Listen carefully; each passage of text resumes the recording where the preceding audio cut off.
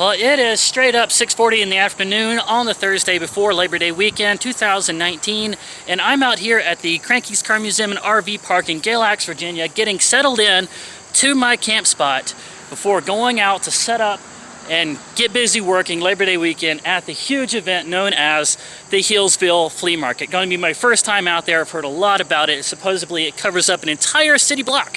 We shall see. So, Nestor, what do you think of your grass in this new spot here? For the new subscribers, he's got his pet door right there, so he goes in and out whenever he wants. His food, water, litter box, and air conditioning is all inside there. All right, let's go take a look at the shower house, see what kind of situation we got there. Like I don't already know. I've stayed here a few times. For a $25 a night campground, you can't get much better than this. Look at that. Big rain shower head, big private stall. But enough with all the pleasantries and all that. Oh, we're right here by a river too. I think I actually saw people swimming in that during the Old Fiddlers Convention. That's right, I'm right across the street from where I stayed at the Old Fiddlers Convention. Let's get to the VFW down in Hillsville. Get set up before it gets dark. Once there lived a creative soul just outside of Atlanta. He had a good job but never fit in. He had a big apartment, but it cost him a limb. So one day he packed it all up and threw it into storage, hit the open road, and became a traveling caricaturist. Now he lives in a camper and travels all the time. He works at fairs and festivals. For the price of a single click, you can join the ride. Also, don't forget to ring that bell icon.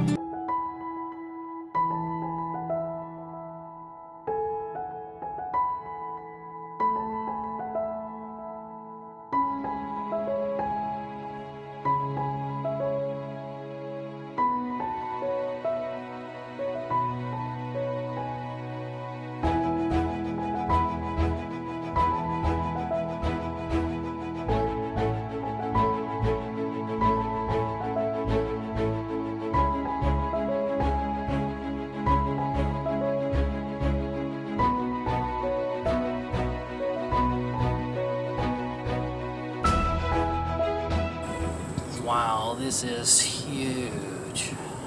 Just checked in with the nice lady over there at the window. Got my armband and parking pass, all that nice paperwork. Sun's about to go down. I better get over there and start setting up. 7:30 now, 1 hour of daylight left. We can see a nice pretty sunset over there, and I have found my spot. Spot number 1356. We've got the 356 right there, but the 13 is visible on either side, so I think it's safe to presume the 1 has been knocked off. But this is our spot, and according to the map, this was the building where we checked in. That's the main road, this way and this way, and we're way off in the corner over here. This kind of stuff happens when you come into an event that has been going for decades, and it's your first year. You kind of get stuck in the back corner. Especially in these southern country areas like Virginia, it definitely is one of these things where you have to consistently come back for a number of years, and each time you request a spot closer and closer to the main street. And in my experience, like the Old Fiddlers Convention, it took at least 4 years. The first 3 years, I hardly saw any profit at all, but it took 4 years before it became a good event. So this might be another one of those that you just have to stick with for a while. Now, on a positive note, we've got stairs right here coming from another upper area, and so that means we are going to get some foot traffic down here through this intersection, and I should be visible for that. At least I am not all the way back in the very back corner.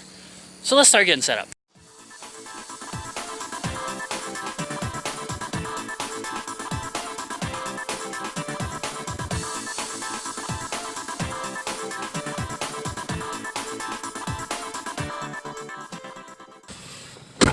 Well, look who we've got. Tony's here.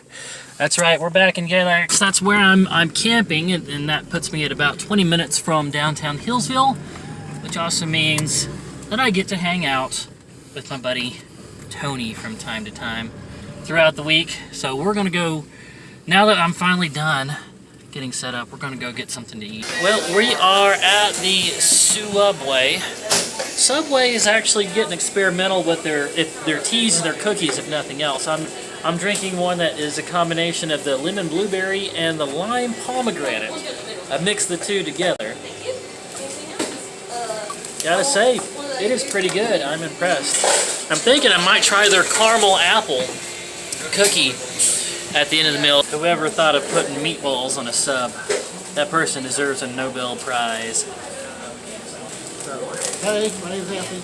Come here, I want to show you something. Many people know I am a diabetic. I've been a diabetic since I was 14, now 44, almost 45. And this is what I have to deal with. All this. Just have a simple meal. Right here. Show you the notebook makes an appearance every time that we have a meal together. I know. Scribbling something down. Scribbling down his vitals and his insulin. Sugar, his sugar test numbers and all kinds of stuff. This is insulin. This is the thing I prick my finger with. This is the machine that reads out how much blood sugar, how much sugar is in my blood. Oh, look at that! There's an ambulance right outside the door. We got an ambulance. Well, okay, they were backing up, so their lights came on because they were backing up. But that seems kind of ironic that he would be showing off all of his diabetic paraphernalia right as there's an ambulance outside. So I just want to kind of tell you, as much as I love Ashley, and as much as I love people in general, this is something that I take very seriously, because I realize that if I don't take this seriously, I'm not going to be around much anymore. In a better, I'll be better off taking care of this than me. We want him around so he can make more videos of trying things like that toxic waste candy, right? You want to give it another try and do the toxic waste candy again? I can do it. I can do it. We're not going to do the toxic waste candy challenge again. And there's the Subway caramel apple cookie with the caramel swirled across the top like a toaster strudel. Let's see if it actually tastes like a caramel apple. I'm definitely getting the caramel there, but I'm not tasting a lot of apple. I think there's dehydrated apple flakes down in the cookie. It's not really much of an apple flavor coming through yet. Okay, I'm getting it now. Had to get closer to the middle of the cookie. Yeah, it tastes like a caramel apple. I'm over here flaunting my ability to eat sugar in front of Tony, though. It smells like one. It does, yeah. 5:30 in the morning now. Alarm just went off. I think I maybe slept for a couple hours. I forget that this happens every time I start a new event. I do one for the very first time. It seems like the night before, I barely sleep at all. You'd think I'd be over that by now. Going on 4 years of doing this full-time on the road, that I would actually be anxious about doing an event for the first time enough that it keeps me from sleeping. What do you think, Nestor? You're not ready for me to go, are you?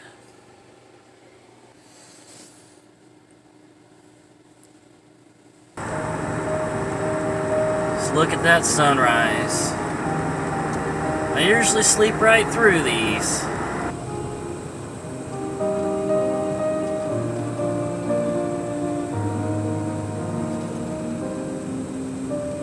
Well, this has got to be the earliest I've ever started on a Friday. Most places say Friday's still a weekday, it's a work day.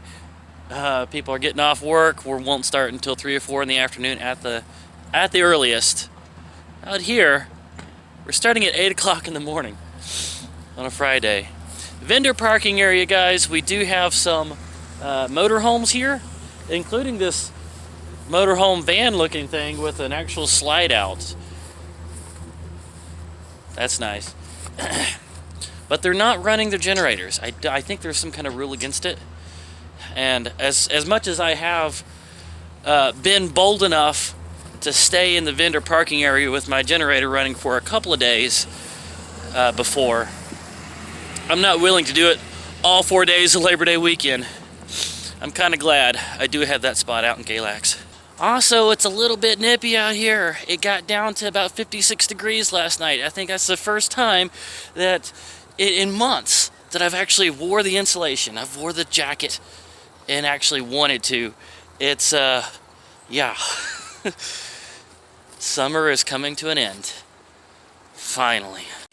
7:15 now, and the booth is completely set up. I brought myself some camp snacks type stuff for breakfast, but as it turns out, I'm smelling bacon, and that tin roof right over there, that actually houses a little breakfast lunch place. I'm smelling bacon. Let's go get some breakfast.